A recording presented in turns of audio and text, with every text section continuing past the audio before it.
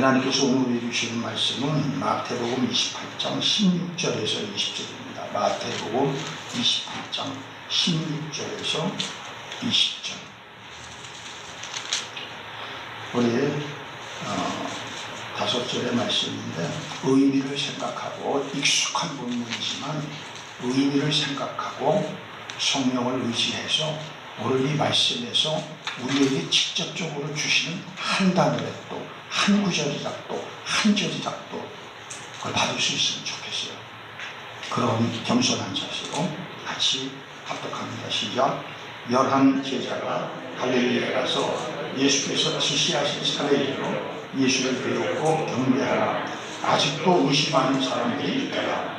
예수께서 나와 말씀하여 이르시되 하늘과 땅의 모든 권세를 내게 주셨으니 그러므로 너희는 가서 모든 민족을 제자로 삼아 아버지와 아들과 성령의 이름으로 침례를 베풀고 내가 너희에게 분부한 모든 것을 가르쳐 지키게 하라. 볼지어다 내가 세상 끝날까지 너희와 항상 함께 있으리라 하시니라. 아멘. 오늘 헌신예배 설교의 제목 읽어봅시다. 시작. 가서 제자 삼으라. 네, 우리가 보통 전도 헌신예배 같은 것을 듣고 이 본문을 택하고 우리가 많이 하지 않아요. 이 본문은 뭐 아주 단골 아닙니까? 저도 많이 했죠. 그러면 다들 어떤 생각을 갖느냐 하면은, 아 그래, 교회에 많이 전도해가지고 교회 부흥하고 이제 이렇게 목사님이 하기를 원하시는구나. 그리고 우리도 이거 하려고 해야지. 그래서 좀 헌신예배도 드리고 막 그냥 서약도 하게 하고 막 그냥 카드를 써내게 하고, 이것이 벌써 탁 익숙하게 들어오는 것입니다. 이것이 문제예요. 우리가 이것이 문제인 것이죠. 그게 이제 오랫동안 신앙생활했던 사람일수록 화석처럼 굳어가지고 거기에서 한치도 벗어나지 않고 그 상태로 이해하고 그 상태로만 헌신예배 드리고, 아 이제 끝났다, 빨리 십주가라, 이렇게 되는 것이죠. 오늘 우리가 이 본문을 좀 깊숙이 들여다보면서 과연 이 본문이 그런 일일까, 우리 한번 잘 말씀을, 우리 성도들은 말씀 잘 들으시잖아요. 말씀 듣는 태도를 제가 저 뒤에서 보면은 정말 조금도 이 자세도 흔들리지 않고 말씀을 들으시더라고요. 예, 대개들 보면은 오래 예수 믿으면 좋은 분들 많거든요. 근데 그냥 저희들의 부족한 설교도 한 분도 안 주시더라고. 그래서 그거 보고, 야 정말 우리 설교 더 준비 잘해야 되겠다, 이제 그런 생각을 하는데, 이제 오늘 이제 그걸 뛰어넘어서 본문이 얘기하고 있는 거. 항상 우리 개신교는 중요한 게 뭐냐, 성경이 우리에게 말을 걸어와야 돼요. 성경이 우리에게 말씀하셔야 되고 내가 그거에 대해서 반응해야 되고, 이게 신앙입니다. 그것이 없으면은 이제 좀 안타깝죠. 혼자 예를 들고 짝사랑하고 가는 거니까. 짝사랑처럼 비참한 거 없잖아요. 짝사랑하고 연결을 맺지 않으면은. 자, 오늘 11제자라고 시작합니다. 참 좀 짠하지 않아요? 몇 제자가 돼야 돼요? 11제자. 누가 빠졌죠? 가룟유다. 교회 안에 가룟유다가 있는 것입니다. 예수님의 진실한 그런 리더 행동, 예수님의 진실한 장로 안수입사도 거기에 가룟유다가 있는 거예요. 그건 어쩔 수 없어요. 성경이 이미 처음부터 얘기했습니다. 그래서 뭐라고 그래요? 성경에서는 알곡과 쭉정이가 함께 있는 거예요.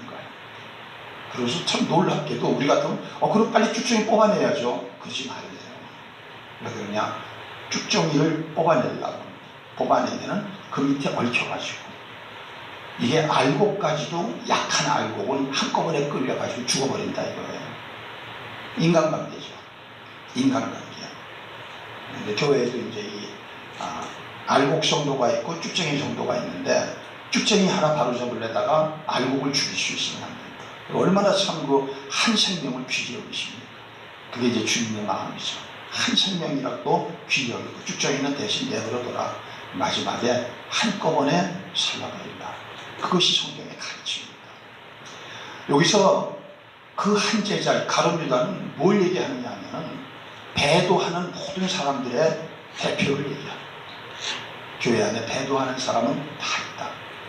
거기에 무슨 서기관도 있고 뭐 바리새인도 있고 뭐 제사장들도 있고 많잖아요. 이런 모든 사람들을 다 뭉뚱그려서 가룟유다라고 하는 하나의 그 속에서 상징으로 나타내고 있는 것이죠. 그래서 우리는 현재 눈에 보이는 이 교회라는 것은 눈에 보이지 않는 무형교회가 있고 눈에 보이는 유형교회가 있는데 유형교회는 완전하지 않다라는 것을 아셔야 되고 그거를 인정하셔야 되고 그 안에 나도 완전하지 않을 수 있다라는 겸손한 마음을 가져야 됩니다. 믿습니까? 이것이 없을 때 참 위험한 거예요. 목사부터 시작해서 참 위험하게 되는 것이죠. 자, 이들은 갈릴리로 갔다고 그랬어요. 갈릴리가 어떤 곳입니까? 갈릴리는 북단에 있어요. 저 이스라엘 북단, 이방인들 지역과 경계가 되어 있는 곳. 그리고 여기는 좀 안 된 얘기지만 천한 곳으로 이해하는 거예요. 천한 곳. 대신 예루살렘은 뭡니까? 중심. 그 예루살렘에는 모든 화려한 것, 모든 종교적인 아름다운 것, 이런 것이 다 있는 것. 근데 예수님이 부활하시고서 거기서 안 나타나시고 어디서 나타나셨느냐? 갈릴리에서 나타나셨어요. 사실은 이게 뜬금없이 갈릴리에 나타난 것이 아니에요. 그 다음 구절 보세요. 갈릴리에 가서 예수께서 어떻게 하신 산에 이르러? 시시하신 산에. 이미 예수님은 돌아가시기 전에 다 얘기하셨어요. 너희들 다 나 배반해. 근데 이들은 절대 그런 일 없다고 그러세요. 내가 오게도 가고 죽기까지 하겠다. 베드로 같은 경우는. 근데 그게 자기를 믿는 사람들. 하나님과 예수 교회 다니면서도 자기를 믿고 다니는 사람들은 그런 사람들이에요. 그 거짓말은 안 해요. 정말로 자기가 그런 마음을 갖게 되는 것이지만 절대 하나님은 내 힘으로 못 믿어요. 믿음은 내 힘으로 못 지켜요. 이거는 오직 은혜로만 되는 것이고 하나님으로만 되는 것이고 성령으로만 되는 것이에요. 그래서 이 성령을 의지하지 않는 사람들은 결국은 그렇게 되는 것이죠. 그러나 그들은 예수님이 십자가에 죽으시고 부활하셨다는 얘기를 들으니까 이게 생각이 난 거예요. 맞아, 그때 그러셨어. 그래서 그들이 갈릴리로 다 간 것입니다. 근데 지시하신 산이라고 그랬지 어떤 산이라고 나와 있지는 않아요. 그런데 이제 대부분의 이런 성경학자들이나 이제 이런 사람들은 연구를 한 결과 이걸 어떻게 보느냐 하면은 이제 갈릴리 바다 근처에 이제 산이 있는데 그 중에 가장 두드러진 산, 가장 예수님과 제자들에게 익숙한 산은 어떤 산이냐면 변화산이에요. 마태복음 17장 보면은 베드로, 요한, 야고보를 데리고 높은 산에 가셔서 변형되시잖아요. 그리고 내려오자마자 산기슭에서 그 남은 제자들이 벙어리 들고 귀신 들리니 간질들은 그 아이 고치지 못해가지고 온갖 수치를 당하고 그랬던 그 생생한 기억이 있거든요. 바로 그 변화산. 이 변화산을 어떤 산이냐, 이게 그 근처에 그런 산이 다볼산이라고 하는 산이 있는데 그 산일 거다라고 많은 성경학자들은 생각을 합니다. 한번 이미지 보여주세요. 이렇게 생겼어요. 높지 않아요. 588m. 이것이 이제 요 산 정상에서 이제 만난 것이죠. 그 산에서 지시하신 산 꼭대기에서 이제 만난 것입니다. 그러니까 예수님은 하나님 아니세요. 그러니까 모든 것을 다 완전히 아시고 그러니까 다 하나를 다 준비해 놓으셨단 말이에요. 근데 우리는 그 안에서 자기의 요 머리를 돌리면서 참 복잡하게 살아가면서 날마다 순간마다 창피하고 부끄럽고 수치스럽고 참 그런 우리 자신의 이 머리를 굴려가지고 나온 그 비참한 결과 이렇게 후회하면서 끊임없이 살아가는 거예요. 수십 년을 교회 다녀도 끊임없이 그렇게 다니는 거예요. 이것이. 자, 그러자 이제 부활하신 예수님 앞에 예수를 배웠고 경배했다. 그러나 아직도 의심하는 자가 많았다고 그래요. 그게 무슨 말이냐면 예수님의 부활을 보면서도 아직까지 의심이 되는 거예요. 결단을 못하는 거야.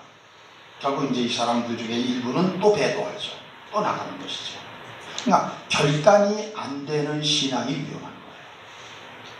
결단이라는 건 두 마음, 세 마음이 아니라 확정된 한 마음입니다. 단 마음. 그래서 이렇게 확정된 사람은 다르죠. 태도가 다르고 기도가 다르고 확정된 사람은 살아가는 게 다르고, 그러나 확정되지 않은 두 마음, 이런 사람은 기도해도 응답이 없죠. 이런 사람의 오직 신앙의 기준은 뭐냐면은 내가 좀 더 편안하고 내가 좀 더 원하는 것이 이루어지고 내가 좀 더 잘 사느냐, 그런 것밖에 없어요. 기준이 그걸 가지고 자기 신앙이 안전하다, 내 신앙이 괜찮다라고 생각하지. 그러나 사실 신앙의 기준은 그런 것이 돼서는 안 되는 것이거든요. 신앙의 참된 기준은 뭐냐? 나와 보이지 않는 주님과의 관계. 그 관계가 확실하냐 이거죠. 그 관계가 친밀하냐 하는 것이죠. 하나님의 음성을 잘 듣고 있느냐 하는 것이죠. 내가 그분과 지금 같은 방향으로 가고 있느냐 하는 것이죠. 내가 그분의 뜻을 다 이루고 순종하고 있느냐 하는 것이죠. 그것이 우리의 신앙의 기준이 되어야 되죠. 이것이 내 영혼의 상태를 가름하는 시금석이 되어야 된다는 것입니다. 그러나 안타깝게도 거의 대부분의 교인들은 그렇지는 못해요.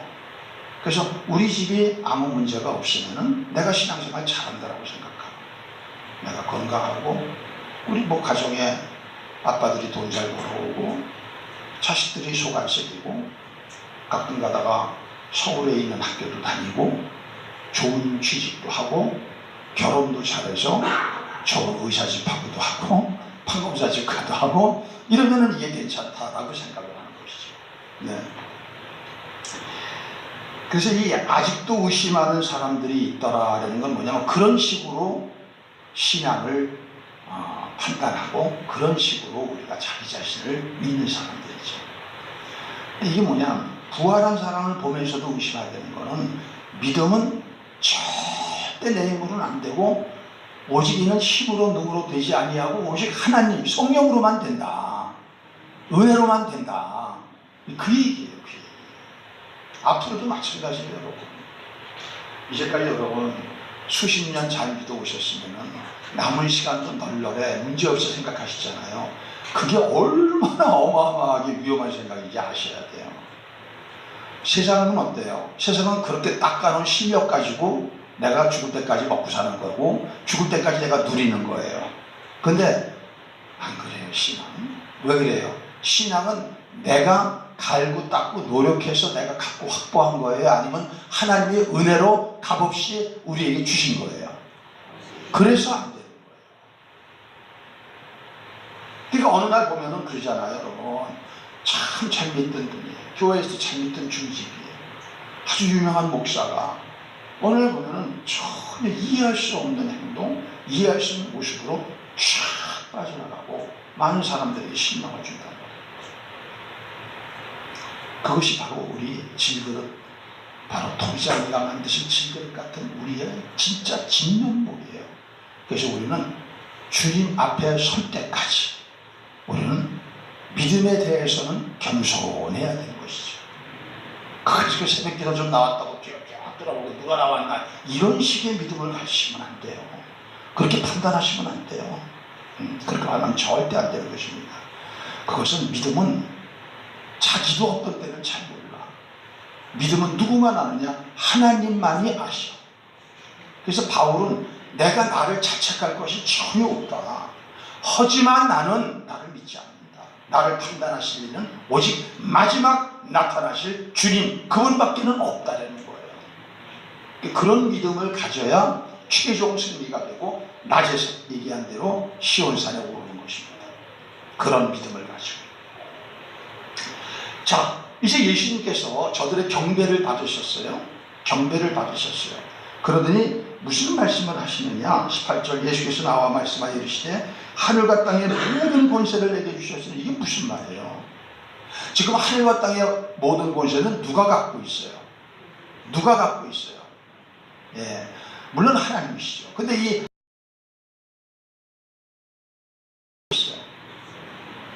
맡기신 게 아니죠. 사실 한시적으로 붙인 거죠. 그게 사단이에요. 이 땅. 그래서 사탄은 무슨 임금이라고 해요?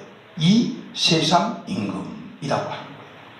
그래서 이 세상의 모든 권세는 하나님이 한시적으로 사탄에게 붙이셨단 말이에요.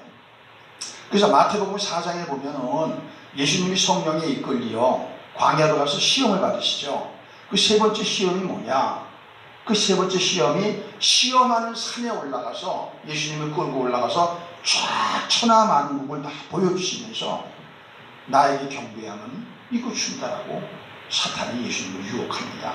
마태복음 4장 4절로 8절. 8절로 보셨죠. 마귀가 또 그를 데리고 지극히 높은 산으로 가서 천하만국과 그 영광을 보여주는데 만일 내게 엎드려 경배하면 이 모든 것을 내게 주리라. 그러니까 하나님이 한시적으로 사단에게 이 땅의 권세를 허락하신 거예요. 그걸 가지고.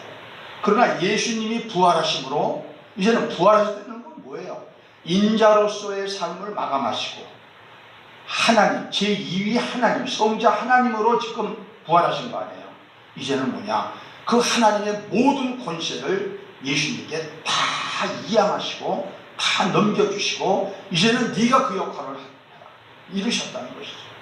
예수께서 말씀하실 때 뭐라 그래요? 사탄아 물러가라 기록되었으되 주 너의 하나님께 경배하고 다만 그를 섬기라 합니다. 여기서 우리가 누구를 경배하고 누구를 섬겨야 되느냐 하는 답이 나와야 되는 거예요. 아직도 상황에 따라서 성경이 뭐라고 얘기하건 설교를 뭐라고 하건 그건 관심이 없고 자기가 하고 싶은 대로 교회를 다녀. 이건 사단을 택한 사람들이죠. 그렇기 때문에 그 사람들은 심히도 어려운 무서운 미래가 기다리고 있었던 것이죠. 그러나 예수님은 이걸 갖다 과감하게 버려버리셨기 때문에 드디어 더 완벽한 하늘과 땅까지 하늘의 권세까지도 이 모든 권세를 그분이 받들으셨다는 것입니다. 우리가 그렇게 살아야 될 이유는 땅이 있어. 그러나 얼마 후 주님이 오셨을 때는 다 날아가는 것이죠. 완전 다 날아가는 것이죠. 그렇기 때문에 우리는 선택해야 되는 것입니다. 믿습니까? 마귀의 시험, 마귀의 유혹을 받아들여서 그렇게 되면 너무나도 비참한 문제가 나와 내 가족들, 내가 사랑하는 사람들 그게 일어날 수밖에 없는 것이죠. 그래서 예수님은 지금 뭐냐? 하나님으로 제자들에게 명령하시는 거예요. 이제는 인자로 명령하시는 것이 아닙니다. 왜? 하나님께 권세를 다 받았으니까. 이 권세 속에서 하나님의 모든 것이 다 예수님께 지금 있는 거예요. 야, 이분이 뭐라고 얘기하실까? 얼마나 궁금합니까? 여러분, 주님이 여러분에게 나타나셔서 뭐라고 얘기하신다면 궁금하지 않아요? 뭐라고 얘기하셨으면 좋겠어요? 어떤 분은 예, 수고했다 딸아 이런 얘기도 듣고 싶겠죠? 예, 너 얼마나 몸뚱이가 아파서 힘드냐, 내가 네 몸뚱이 완전히 다 치료해 줄게, 그런 얘기도 듣고 싶겠죠? 우리 집이 지옥이에요. 이 지옥 같은 집을 어떻게 좀 천국으로 만들어 주세요. 내 그렇게 해주마, 그런 얘기도 듣고 싶겠죠? 그런데 오늘 예수님이 뭐라고 그러시느냐? 19절 봅시다. 19절.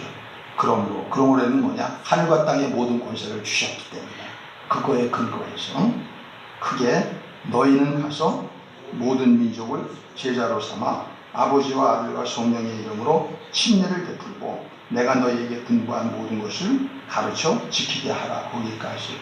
여기서 다른 모든 동사 단어들은 다 이것은 뭐냐? 그냥 관련된 것들이고 핵심은 뭐냐면 오늘 설교 제목이에요. 뭐 해라? 제자 삼으라. 근데 제자 삼기 위해서 가라.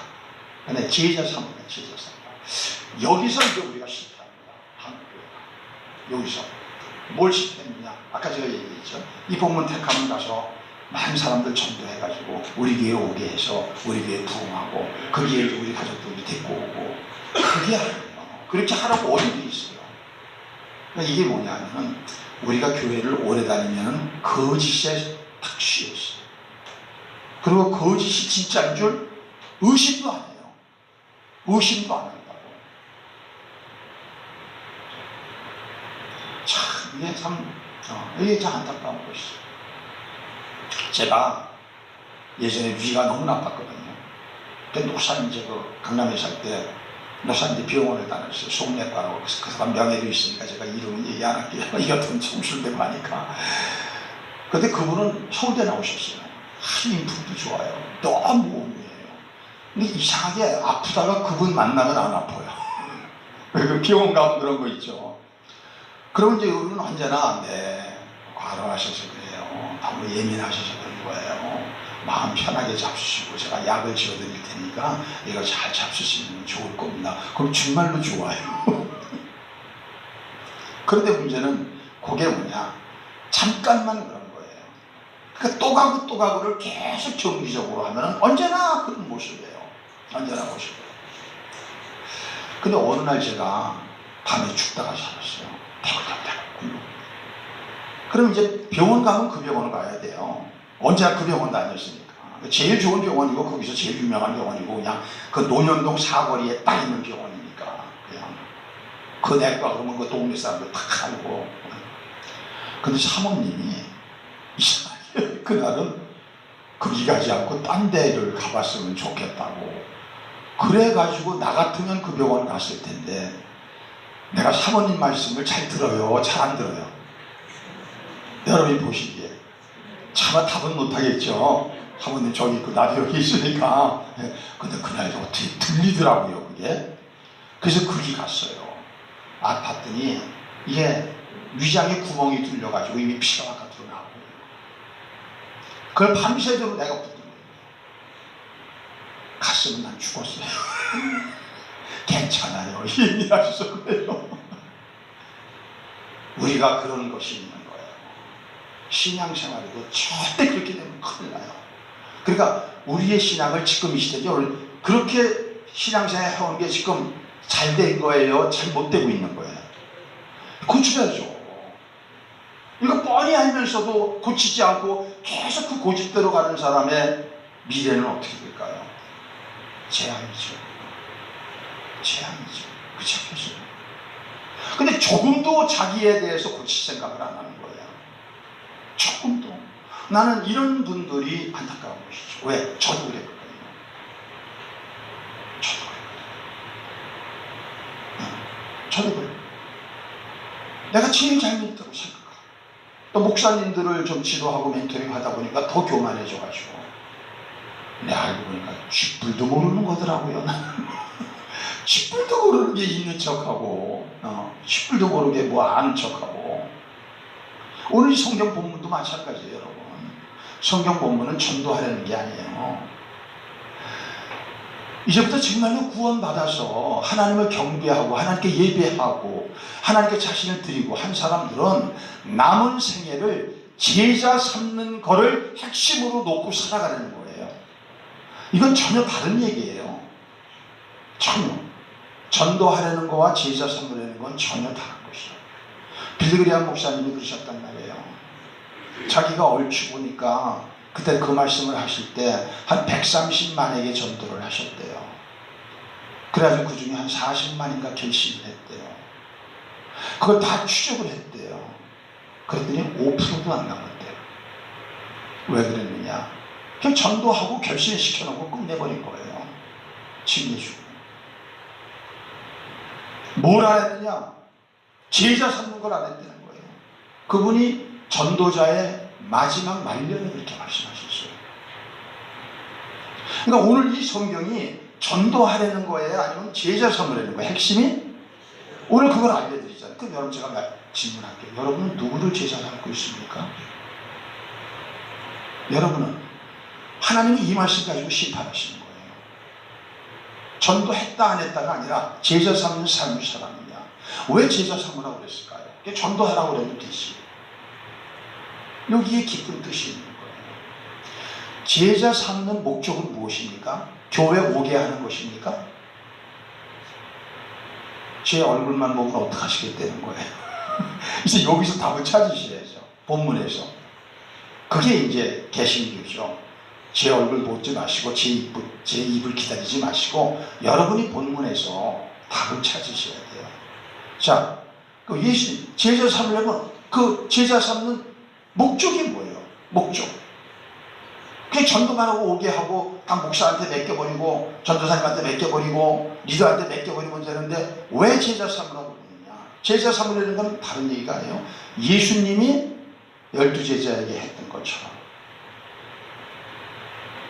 근데 그 당시에는 12제자까지로 끝이었죠. 12제자가 또 나머지 사건을 못했죠. 그렇게 하려는 것이거든요.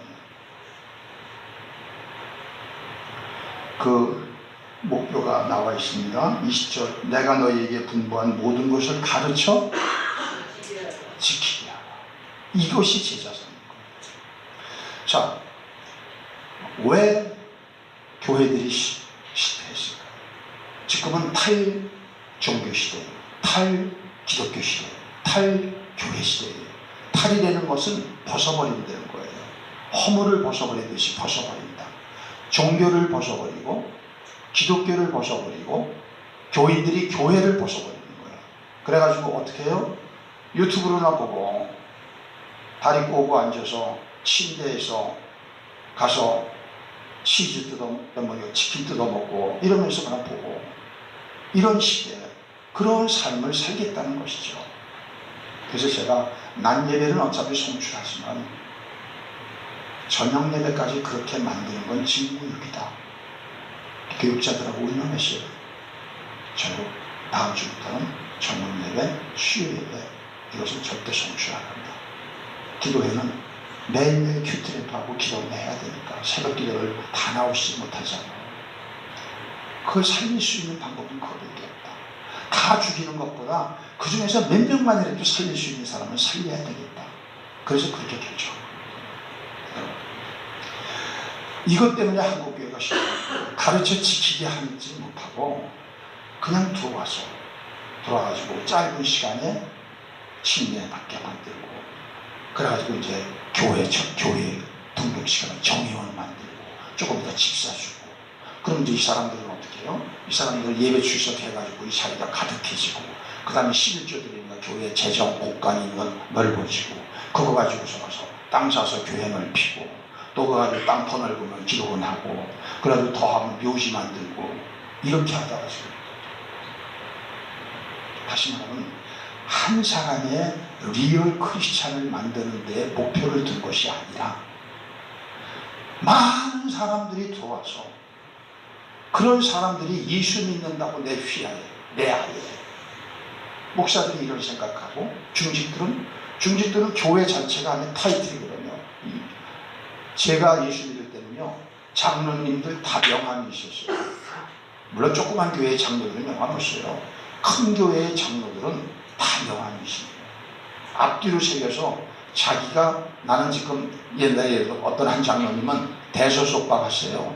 그럼 앞에 대소소가 딱 있고 뒤에 들어가면 대형교회 장로 명함이 있다고요. 그거 가지고 그럼 그게 어떻게 통하느냐? 은행에 가면은 통해요. 예금을 갖다 끌어 들어오면은 어마어마한 돈이 들어오지 않습니까? 이런 식의 사고가 있어요. 결국 이거는 성경이 얘기하는 가장 혐오하고 경계하는 종교생활. 이 얘기 아닙니까? 마태복음 7장 21절에 나와 있잖아요. 한번 보도록 하겠습니다. 이러므로 그들의 열매로 그들을 이게 안 되네요. 나더러 주여 주여 하는 자마다 다 천국에 들어갈 것이 아니요 다만 하늘에 계신 내 아버지의 뜻대로 행하는 자라야 들어가리라. 이 그 얘기 아니에요. 그날에 많은 사람이 나더러 이르되 주여 주여 우리가 주의 이름으로 선지자로 못하며 주의 이름으로 귀신을 쫓아내며 주의 이름으로 많은 권능을 행하지 아니하였느니까. 24절 23절 그때 내가 그들에게 밝히 말하되 내가 너희를 도무지 1%의 가능성도 없어요. 이런 사람은 하나님의 뜻을 순종하지 않고 하나님의 말씀에 근거해서 성도님들 이렇게 하셔야 됩니다. 전혀 관심 없고 계속 자기 고집대로 계속 자기 해온대로 이런 사람에게는 미래가 없는 거예요. 도무지 않는 것입니다. 1%의 가능성도 없다는 것입니다. 도무지 알지 못하니 불법을 행하는 자들아 내게서 떠나가라. 내쫓으시죠. 이렇게 예배드리고 이렇게 교회 생활하고 이렇게 할 바에야 나가라. 왜 그 자리에 앉아가지고 너의 이 욕심, 이게 욕심 때문에 그런 거거든요. 저도 보니까 저는 뭐 전도 많이 했거든요. 교회가 뭐 전도로 유명한 그런 교회가 되더라고요. 세미나가 나가서 강사하고. 근데 이 안에 있는 건 뭐냐? 이 안에 있는 건 제자 삼는 것이 아니라 욕심. 결국은 그거였더라고요. 제가 가끔 설교 중에 그런 얘기하죠. 결국은 돈이었더라고요. 결국은 돈이더라. 그 성도, 그 집사, 그 교육자 보니까 결국은 돈 때문에 그렇게 하더라. 내가 지금 그 얘기 내 얘기를 하는 거예요. 그래서 다행히 하나님이 그것을 저에게 깨닫게 해주셔서 나는 전원하는 그런 사람 아니라고 생각했다니까요. 나는 깨끗한 사람이고, 나는 욕심 없는 사람이고, 난 자기를 부인하는 사람이고, 나는 다른 목사들을 가리키니까. 그런데 그 안에 있는 걸 보니까 이 안에 온갖 곤충, 벌레, 더러운 것이 우글우글 거리 제발 다 그럴듯하게 포장. 이게 그 일입니다. 도무지 알지. 그래서 여러분, 우리가 이번에 이 전도 축제 헌신 예배는 사람 데려오자고 하는 것이 아니라 하나님의 말씀에 순종함으로 하자는 것입니다. 왜 가장 중요한 지상명령은 안 합니까? 우리가? 근데 허접한, 완전히 허접스러운 것을 한단 말이에요. 그건 왜? 그걸로다가 보상이 된다라고 생각하는 것이죠. 불순종하면서 이게 불순종이라는 것을 내용이 아니까 그렇게 하는 것이죠. 제가 얘기 하나 좀 할게요. 이제 서울에 이번에 목사님 된 분 얘기를 좀 할게요. 제가 1991년에 이제 그 교회를 부임을 했는데, 제가 부임한 지 한 3년 전에 이제 그 교회에 등록하셨던 분이 계세요. 그 당시 한 60세쯤 되실 것 같아요. 근데 그 집이 신방의 1호가 돼요. 신방을 다 이제 계획 짜가지고서 이제 전 지금 부임했으니까 뭐 내가 하는 게 아니죠. 이제 그렇게 이제 그 집사님들이 짜가지고서 이제 가게 하는 건데, 그 집이 백정화 집사님이라고 하는 분 댁입니다. 백정화 집사님. 근데 그 당시에는 집사님이 아니셨어요. 집사님은 이제 제가 그 교회에 가가지고서 한 5년 있다가 이제 집사님 들었는데, 저는 집사를 좀 짜게 드려요. 집사를 널널하게 드리지 않고 짜게 드립니다. 다른 교회보다 반도 안 하니까. 이번에 그 반도 또 반 작아버렸잖아요. 이번에 가서 이제 허수들을 다 정리해버리고 왔는데, 근데 그분은 무슨 이렇게 믿음이 좋은 분도 아니에요. 근데 예배는 적극적으로 참석해요. 예배는 거의 빠지지 않으실 것 같아요. 그 집에 이제 남편분이 왕영대 선생님이라고 공직에 쭉 계셨어요. 공직에 쭉 석탄공사인가 그쪽에 계셨던 분 같아요. 은퇴하셨고 아주 참 양양. 그런데 예수는 안 믿으세요. 교회를 안 오세요. 저희들이 신방 가면은 좋게 맞이하지만 교회는 절대 이거는. 근데 아들하고 며느리가 있고 거기 이제 손주가 있어요. 근데 이 백정아 이분이 교회 오실 때 이제 좀 교회를 다니다 보니까 이게 나 혼자 다니면 안 되는구나. 그래서 아들, 며느리 다 다니게 했는데 며느리도 잘 안 나오다가 아들이 조금 나왔어요. 그 아들이 조금 나올 때 저랑 막 그게 이제 다 맞춰가지고 성경 공부 일기생입니다. 그게 부임해가지고. 근데 어느 날 도망가 버렸어요. 근데 이제 누굴 데리고 오느냐? 그 손주를 데리고 오시는 거예요. 손녀는 가자고 그래도 현지인데, 왕현지라고 하는 아이인데, 얼굴도 예쁘고 참 똑똑하고 그래요. 근데 교회는 안 간다고. 싫어. 할머니가 해요. 근데 이 손주는 간다고 그러는 거예요. 그 3살 때부터 그 교회를 할머니 올 때마다 할머니 올 때마다 그 교회를. 그 할머님이 무슨 그 교회에 큰 공헌을 세우고 할머님이 무슨 뭐 그 교회에서 큰 인기도 있고 그런 것도 아니에요. 단지 예배 빠지지 않으셨다. 그리고 어떻게든지 가족들은 예수 믿게 하려고 애쓰셨다. 그런데 말들을 다 안 들으니까 아들도 안 믿고 며느리도 안 믿고 손녀도 안 믿는데 손주는 계속 따라다니니까 그 손주가 32년 후 그 교회 담임 목사님이 될 줄 누가 합니까? 누가 합니까? 그분인 줄 아십니까? 아까 얘기했죠. 남편분 왕영대 씨. 연세가 한 10여 세 차이예요. 지금 살아계실 때는 100세가 넘으셨어요. 결국 그분을 계속적으로 권면하시고 하셔가지고 이제 나중에 몸이 안 좋으실 때 저를 보고서 목사님 꼭 한번 좀 신방 좀 와주세요. 복음 좀 전해주세요. 그래서 이제 기도하고 가서 그분을 갖다가 한 번, 두 번, 세 번인가 갔었어요. 그리고 그분이 결국 예수님을 침상에서 받아들이셔서 거기서 고백하고 그 다음에 안 되겠다. 확실하게 해야 되겠다.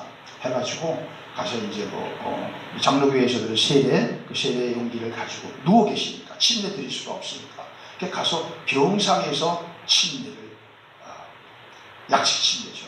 그렇게 해서 그분도 구원받고 돌아가셨어요. 그 땅경패에 왕용대 성도 받으셨어요. 여러분 중요한 것은 뭐냐? 어떤 행사가 아니라고 하는 것이에요. 행사가 아니라는 것이에요. 전도는 행사가 아니라 마땅히 그리스도인은 내가 구원받은 이후에 뭘 위해서 살아야 되느냐? 또 다른 나 같은 사람을 만드는 데에다가 초점을 맞추고 살아야 된다는 거예요. 그것이 하나님의 명령이라는 거예요. 이렇게 살 때 어떤 일이 일어나느냐? 물론 이런 열매를 따지만 더 중요한 거, 내 믿음이 똑바른 믿음이라는 거예요. 한번 전도해가지고 교회 오게 하고 이 사람이 엉망진창 돼가지고 다시 불신자로 돌아가게 하는 사람이 얼마나 많은지 몰라요. 지금은 돌아가셨지만 이 집사님이라는 분이 남전도에 그분이 회장이셨어요. 시간력이 너무도 좋아요. 나중에 이름을 다 체크해봤더니 교회에 한 번 이상 데리고 온 분이 32명이야. 그러면은 몇 명 남아있을까요? 몇 명 남아있을까요? 왜 이렇게 될까요? 데려오잖아요. 그러면 주중에 을지로 인쇄골 묻은데 서울에 있는 하면은 내가 저녁에 한번 시내에 볼일 보러 갔다가 참 이분을 한번 격려해주고 이분하고 좀 이렇게 좀 대화도 하고 시간 내고 밥 좀 먹어야 되겠다 이렇게 생각하고 일부러 거기 갔어요. 갔더니 다 이제 밤이 돼가지고서 근데 그 앞에 뭐가 이렇게 그 통이 있고 그 드럼통 같은 것이 있고 그 아예 불에다가 뭐 구워 먹고 그러잖아요. 그 옆에 뭐가 있어요. 요새는 아침 이슬도 있고 뭐 저녁 이슬도 있고 그런지 모르지만 그러니까 그거를 여러 남자가 하고 있는 거예요. 그래서 저도 옛날 생각에 저도 그랬으니까 그래서 그걸 보고 저 혼자 과거를 생각하고 지나가는데 그 한가운데서 깔깔거리고 웃고서 주도하는 사람이 그 집사님. 거기가 왔더니 데리고 온 사람이 그 중에서 두세 명이 있는 거예요. 안 되는 거죠. 그러니까 착각을 한 겁니다. 제자 삼는 게 우리의 사명인데 데리고 오는 게 사명인 거예요. 그러니까 결국 그분이 안 좋은 삶을 사시고 마지막에 신앙 실패하시고 아주 젊은 나이에 나하고 상원가고 가서 그분이 나중에 교회도 안 나오게 됐거든요. 그러고서는 꼭 나를 만나고 싶다고 상원으로 갔어요. 그 불가능 쪽인데 그랬더니 머리가 탁 아무로 그러고 이제 예배드리고 막 울고 목사님 잘못했어요. 그래도 기억이 나요. 그러니까 여러분 우리는 중요한 것이 뭐냐면 순종만 하면 됩니다. 근데 순종 안 하면 하나님이 인정 안 하세요. 아무리 여러분이 열심히 하셔도 이 모든 열심이 헛것이 되는 거예요. 선택적 열심입니다. 이건 선택적 열심은 자기를 위한 거예요. 자기 유익을 위한 그 속에 들어가 보면 다 그겁니다. 근데 선택적 열심이 아니라 무조건적이고 절대적인 순종을 요구하시는 거 아닙니까? 그렇죠? 그것이 믿음입니다. 그래서 결국은 제자 삼는 삶을 살면 누가 더 복을 받느냐? 내가 복을 받습니다.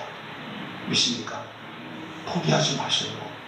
할머님들 포기하지 마세요. 그런데 그냥 손주 사랑하지 마세요. 그냥 손주 사랑하지 말고 뭐 손주를 제자 삼으시고 손녀를 제자 삼으시고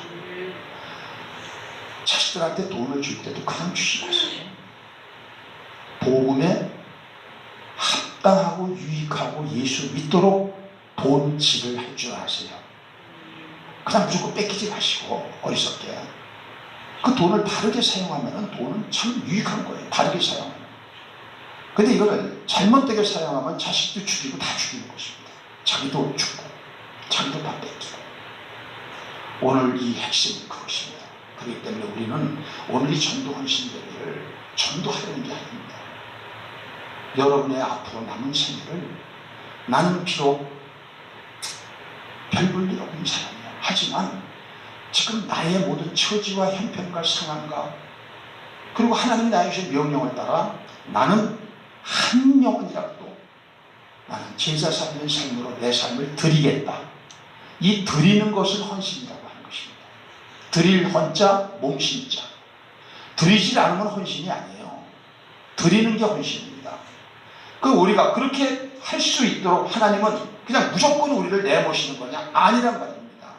오늘 마지막 20절의 하반부를 봅시다.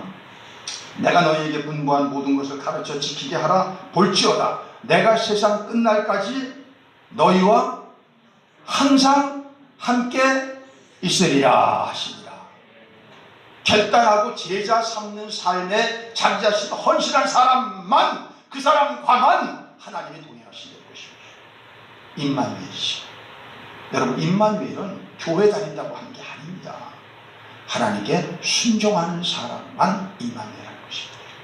마태복음은 처음에 임마누엘을 수태고지 하시죠.